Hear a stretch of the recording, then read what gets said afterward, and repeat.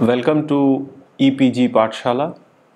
I am Shouvik Mukhopadhyay from Calcutta University, and today under Indian polity we will be studying the Vijayanagara polity.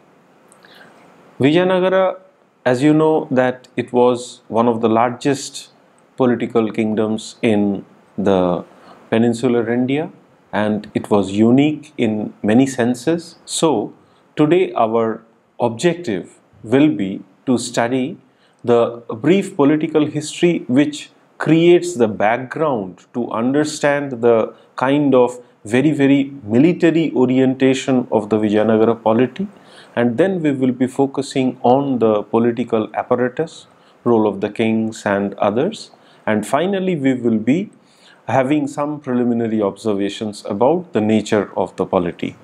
This will be our focus. So we begin with the state formation, and there the basic informations that is required to understand the polity is Vijayanagara Empire was founded in 1346 as a direct response to the challenge posed by the Sultanate of Delhi. The empire was founded by several brothers, Harihar and Bukka being the most important among them, and their dynasty was named after their father, Sangama. There is a very long and acrimonious debate among about the antecedents of these brothers among the Indian historians. Some of the historians, they suggest that they belonged to the Kakatiya dynasty, that is, they were the subservients of the Kakatiya dynasty. Somebody argues that they were related to the Hoysalas.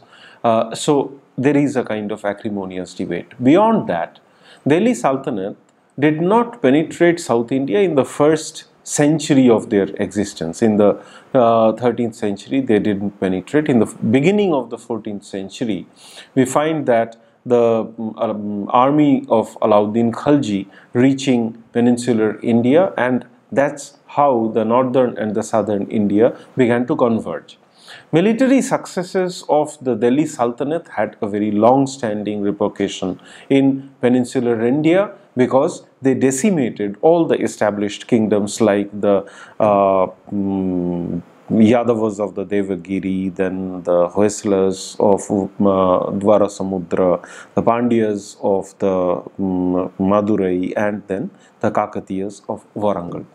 This paved the way for emergence of a new state, that is Vijayanagara, by an indigenous group of warriors.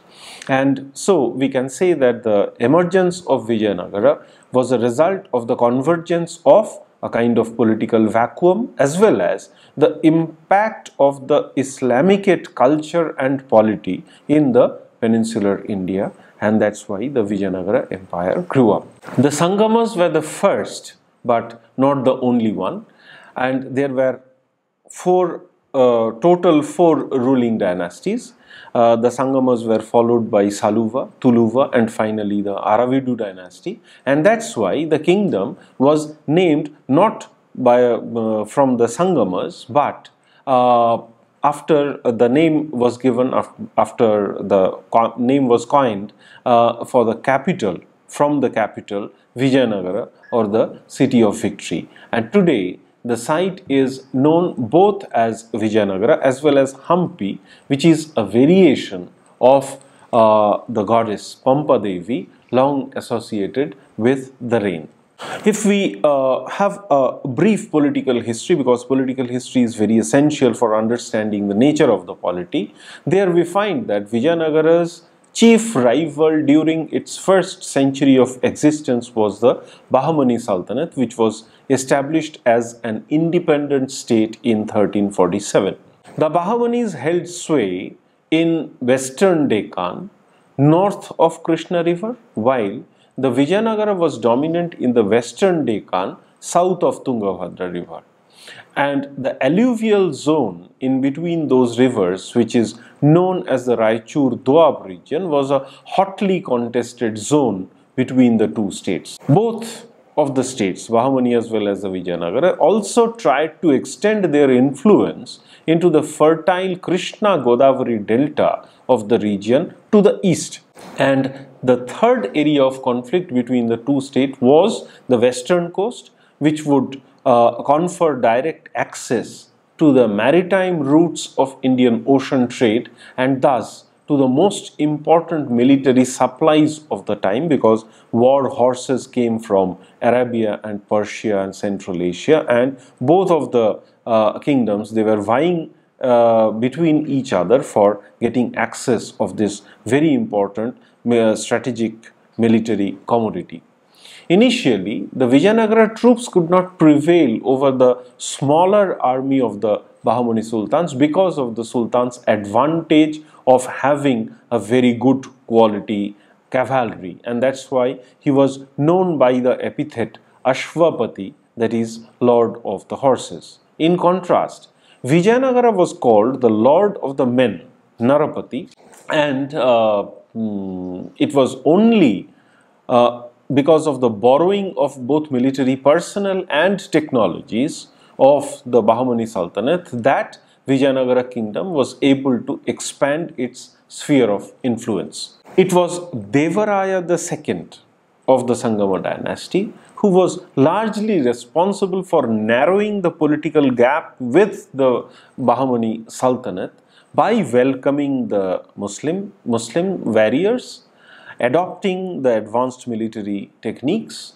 and also importation of war horses, and this contributed considerably to the success of Devaraya II's military ambitions. After Devaraya II's death in 1446, his less capable successors, continuously fighting amongst each other, could not contain the Gajapati kings on the eastern side, that is from Odisha, and Gajapatis began to overrun the Vijayanagara eastern lands.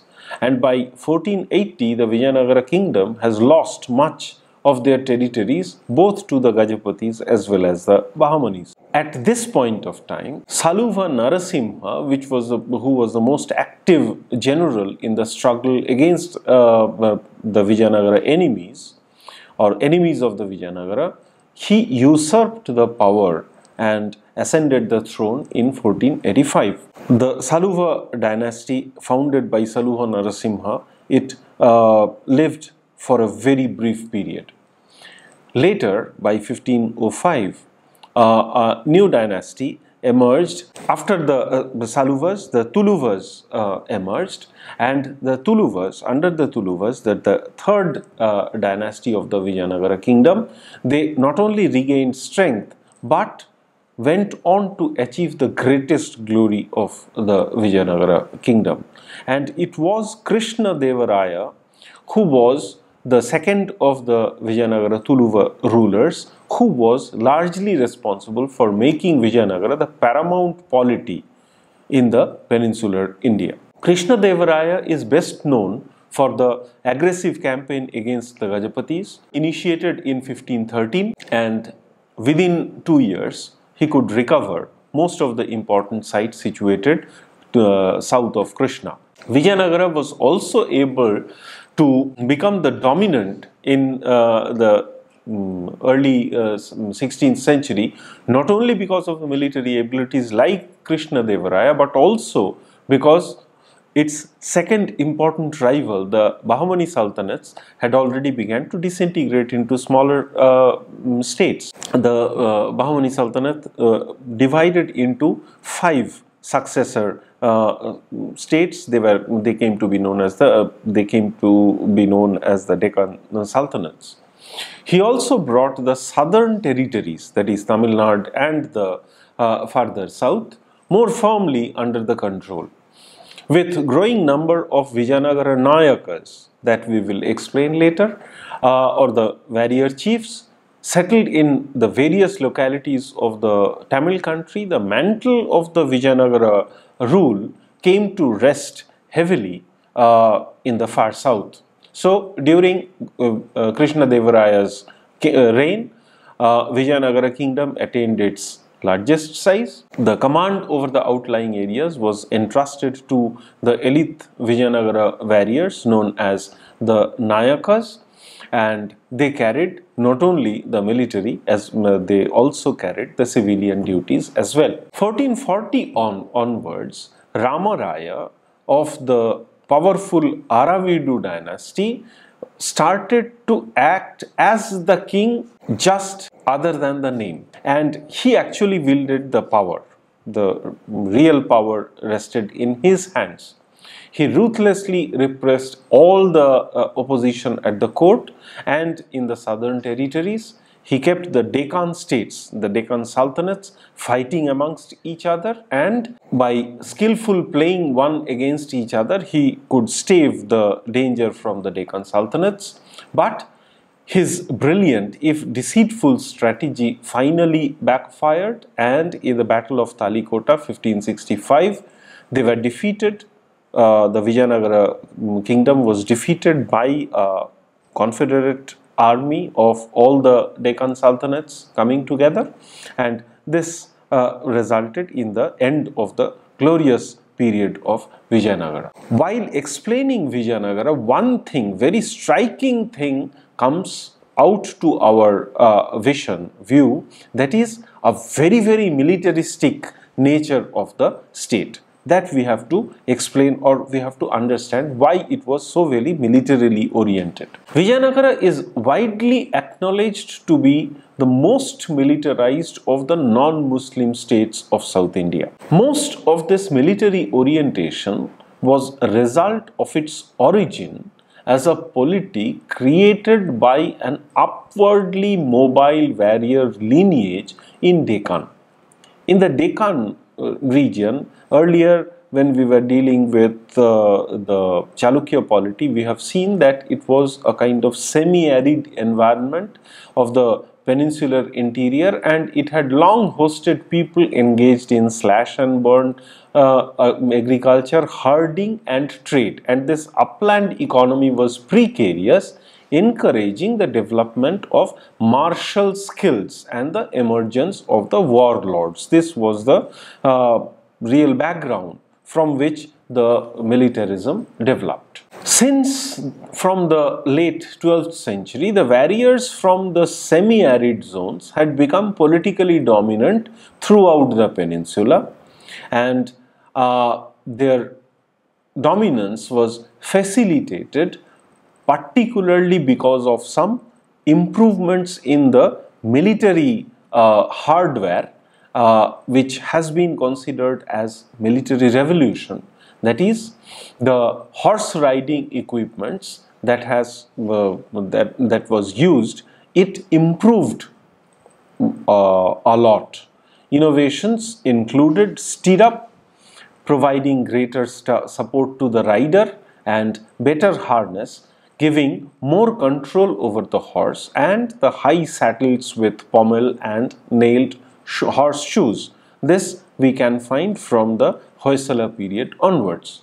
These changes in horse riding technology enhanced the destructive capability of cavalry and made it the decisive factor in an army's success in battle. This was facilitated because of the availability of the quality horses, which was another factor leading to the greater militancy in the peninsula in the period immediately before founding of the Vijayanagara kingdom. In the early 14th century, incursions of the Khalji and the Tughlaq dynasties, by dislodging the indigenous warrior lineages from their position, further promoted the growth of militarism in the peninsula. The long-standing dynasties like the Yadavas, Hoysalas, Kakatiyas and the Pandyas, they were no more, and this power vacuum resulted from the disruption of earlier political network, and there was plenty of scope for military adventurists. Those who had sufficient military skills and motivation could dominate the situation. This atmosphere was further accentuated by the introduction of gunpowder in the 13th century by the Mongols, who had learnt the technology from the Chinese, and according to one text, 2,300 cannons and smaller guns were deployed by the Vijayanagara in the Battle of Talikota in 1565. Given this kind of political situation, the political history, as well as the military innovations, as well as the social background of the warriors and the fighters, now we will focus on the political apparatus of the Vijayanagara kingdom. In the Vijayanagara polity, it was monarchy, and the coronation darbar was a grand affair attended by numerous chieftains, officers, and the leaders of the people. The Vijayanagara kings, keeping with the tradition both from the Chalukya as well as the Chola kingdom, they nominated their heirs as Yuvaraj during their lifetime, and this was possibly done to avoid the succession disputes, as well as to give them a hands-on job training in the real administration. The Yuvarajas, they held charge of one or more provinces, and when the kings were too young, regents assumed the responsibility of the government. In the case of Vijayanagara, some of the regents abused their power and usurped the power. Such kind of palace revolutions had a negative impact on the situation. There was repercussions all over the empire. The rulers of Vijayanagara, they attempted to act as the righteous kings, behaving according to the dharma. There is a general perception among the historians that they were the last bastions of Hinduism in that period. They were actually to maintain the Varnashrama dharma, and there are instances that the kings interfered in the administration of the provinces to end the oppression of the people by their chiefs. Also, they had the responsibility of maintaining law and order. Vijayanagara kings also paid attention to the economic well-being. Forests were cleared, fresh lands were brought under cultivation, new villages were founded, and also the king was the highest court, and when the lower courts failed to do justice, people generally appealed to the king. From the kings, if we shift to the ministers, role of the ministers, great historian T.V. Mahalingam distinguishes between the imperial council and the council of the ministers. The imperial council comprised of the Nayakas from the provinces, feudal vassals, pontifical heads, scholars, poets, and other peoples from different walks of life. So it was a huge body, unwieldy body, and where the miscellaneous elements were present. So it could not have been a very effective body. Rather, there was a small council of ministers, much smaller in size. Exact number of the council of ministers are not very clear, but it seems that like Shivaji's Ashtapradhan, it consisted of 8 ministers. It generally met in a hall called Venkata Vilasa Mandapa, and strict secrecy was maintained about the deliberations. The person, the Prime Minister, he had the title Pradhani. What are the essential qualifications of the minister? He should be a scholar, aged between 50 to 70, and having a long familiarity with king's person and family. Generally, these ministers, they came from a particular family, and hereditary principle was vogue in selection of ministers. There was also some practice of some persons functioning as the ministers under successive kings. Regarding the ministerial portfolio, how far the council of the ministers could influence the affairs of the state depended on the personality of the king. If the king was strong, the Council of the Ministers suffered because the powers were reduced, and when the king was weak, then the Council of the Ministers generally controlled the policy of the state. Details of the administration was attended by number of staff. In the literary text Amukta Malyada, composed by Krishnadevaraya himself, it expresses the view that the efficiency of the minister was proportionate to the increase or decrease of the staff. Rayasam was the person who recorded the oral orders of the king, and Karanikam was the accountant, and there was hardly any department during the time of the Vijayanagara that was without its staff of Karanikam. Sarvanayaka, Mudrakarta and Vasalkaryam were some of the other officers who linked the king with the court. This huge kingdom with a very strong military arm could not survive with requisite amount of revenue. The government derived its revenue from variety of sources. Different terms were used, tax terms were used like Kadamai, Magamai, Kanikai, Kattanam, Kanam, Vari, Pattam, Irai or Kattayam to denote land revenue, property tax, commercial taxes, professional taxes, industry taxes or military levy, social and communal taxes and judicial fines. Land revenue comprised the most important source of revenue. Land was carefully assessed and the state generally, it is held, that claimed 1/6 of the produce, though it is proved from the inscriptions that during the time of the Vijayanagara rule, the demand for revenue, it increased in quite a huge proportion.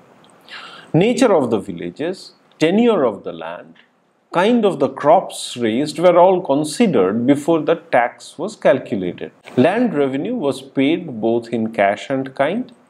Inscriptions credit Krishnadevaraya with systematic land survey, and different types of measuring rods were used to measure the land for the imposition of the revenue, imposition or calculation of the revenue. Properties like houses, treasure troves, horses, cattle or even trees were taxed. Customs duties on articles of internal as well as export trade gave immense amount of revenue. A Kondavidu inscription of Krishnadevaraya gave the rate of the taxes on a list of 59 articles, and according to Abdul Razak, the right to collect the customs dues in Vijayanagara alone. In the Vijayanagara city, there were several gates, and these gates, while entering through the gates, people had to pay taxes, and this collection of the customs duties, it was farmed out for 12,000 pardaus annually. Professionals like the kaikoder, the weavers, fishermen, shepherds, oilmongers, musicians, etc. had to pay taxes for their professions. Excise duty was imposed on the production of salt as well as toddy, and taxes were also imposed on people for the maintenance of forts and army, because forts were very essential and important for the Vijayanagara kings. An impost was levied for the defense of the conquered territory. These contributions were either collected by the state, or the responsibility of the collection of the taxes was given to the public or social institutions like the temples or the educational institutions. It was donated to them. There were 4 different methods employed for collecting the revenue. Either it was collected by the state itself, or the collection rights were given to the individuals. Government sometimes delegated the right of the collection of the taxes to a body or a group of persons in the village, or Finally, the government granted portions of the empire to the Nayakas in return for the military services and fixed tribute to the imperial government, which was known as the Amaram system. If we look into the judicial system as well as the police, treason against the state was regarded as a heinous crime, and there are many instances where such kind of crime was cruelly punished. King was the fountainhead of the justice. Abdur Razzaq refers to Pradhani functioning as the Chief Justice with the title Dharma Pratipalaka conferred upon the Prime Minister during the time of the Saluva Narasimha. It shows that the Chief Minister or the Prime Minister, he was defraying the judicial responsibilities as well. There was a police force to maintain the law and order in the realm. For instance, within the city of the Vijayanagara, it is said that there were somewhere around 12,000 policemen. In the provinces, this duty of maintaining the law and order, it was taken up by people like the Kavalkarars under the Nayakas. The Kavalkarars, they generally belonged to the martial communities like the Maravars or the Kallars in the Tamil country. Apart from granting them revenue-free taxes, which was known as Kavalkani, the villagers also paid the Kavalkarars partly in cash or kind. The right of the policing was sometimes sold or farmed out, which was known as Padi Kaval, or sometimes the Kavalkarars themselves donated the dues from the tax to the temples. In a very competitive political atmosphere, the Vijayanagara kings were forced to maintain a very large army. There were two methods of recruitment: either the state directly recruited soldiers like the King Krishna Devaraya, he had a very large standing army of himself, or the feudal vassals were required to maintain requisite number of troops. For instance, the Nayakas, they had to maintain a number of troops in lieu of which they were given the Amaram grant. The army had 4 divisions: infantry, cavalry, elephants and artillery. Importance of the forts were fully realized, and the rulers appointed Telugu Brahmins from their own homelands as commanders of the fortresses. Durgadanda Nayakas, they were also known as the Niyogi Brahmins in all parts of the empire. The large empire was divided into many provinces. During the time of the Sangama period, princes of the royal blood, they were appointed as the governors, known as the Udayar.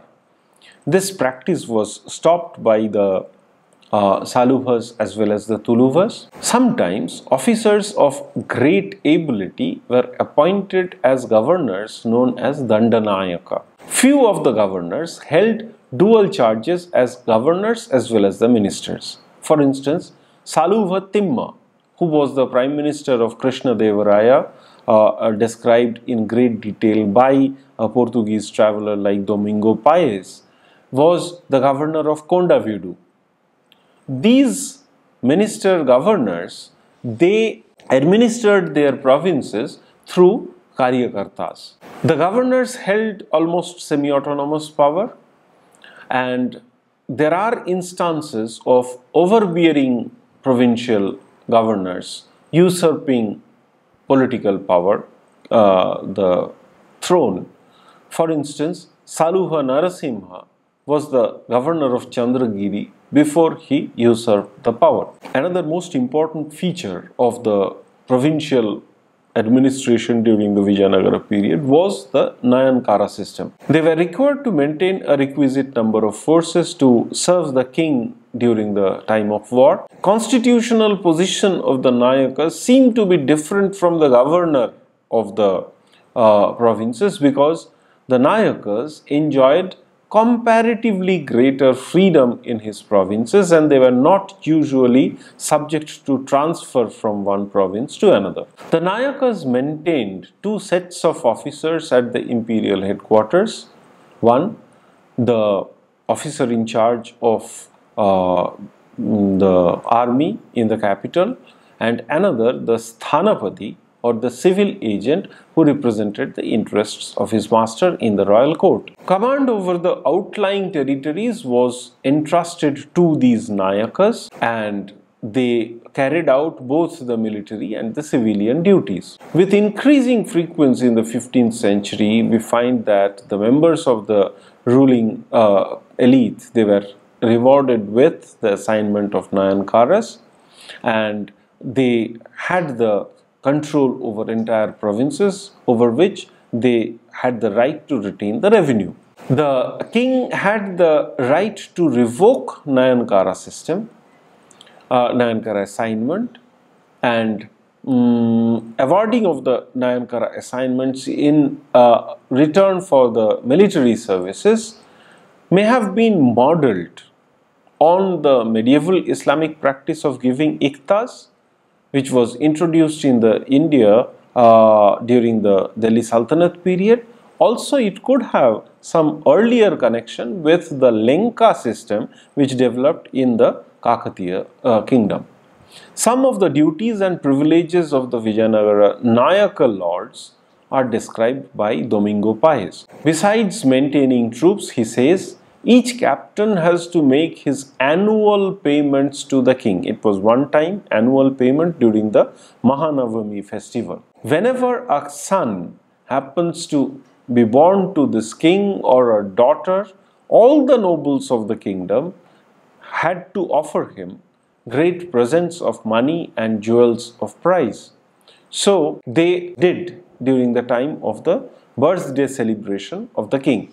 The provinces, Rajya, had their own divisions and subdivisions. In the Tamil country, they were divided into districts called Kottam and Kottram, and the Kottams were divided into Nadus.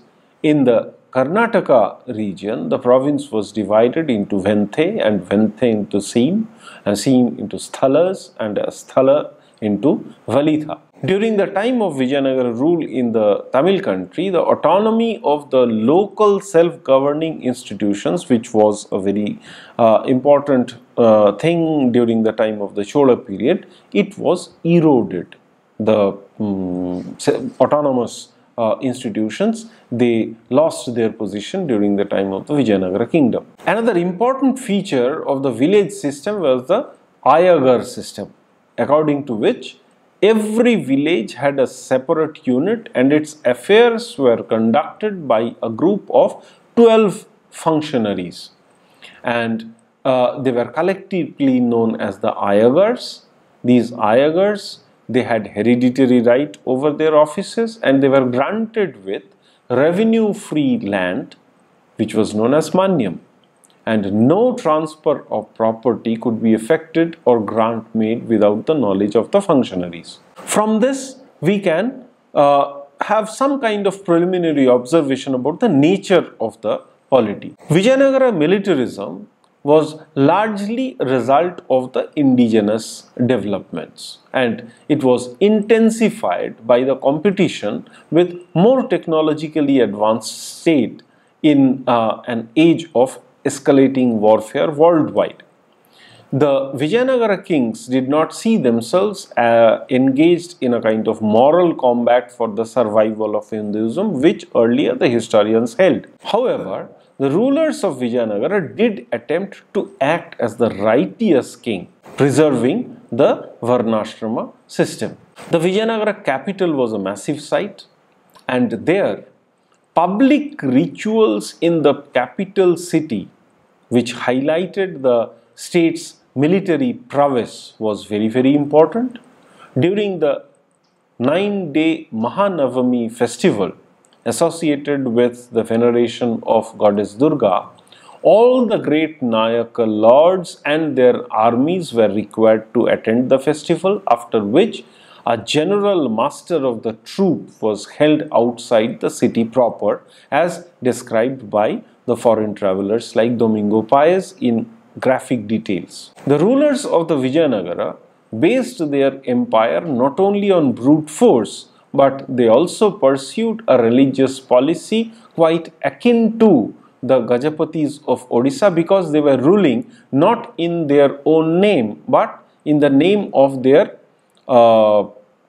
deity Virupaksha. Mahanavami Dibba was the place where the king displayed himself to his lords and in turn was paid homage by them. And this Mahanavami Dibba was shared by the king and the deity, which provides an important insight into the concept of kingship under the Vijayanagara rulers. So, we have dealt with the Vijayanagara polity, and there we have found that the contemporary political situation, the contemporary military innovations which can be considered as a military revolution, this resulted in the typical features that Vijayanagara kingdom is famous about, and this resulted in growth of a system which the contemporary observers like Domingo Paez and the other European travelers, they have considered to be akin to a military feudalism. So this is the nature of the Vijayanagara king. Though he was very, very powerful and at point of time he controlled power, it was a very centralized one, but slowly and gradually these Nayakas, they started becoming almost autonomous, independent, and after 1565 they became virtually independent, but the elements of this fissiparous activities, it was there from a very early period. So this is the nature of the Vijayanagara polity. Thank you.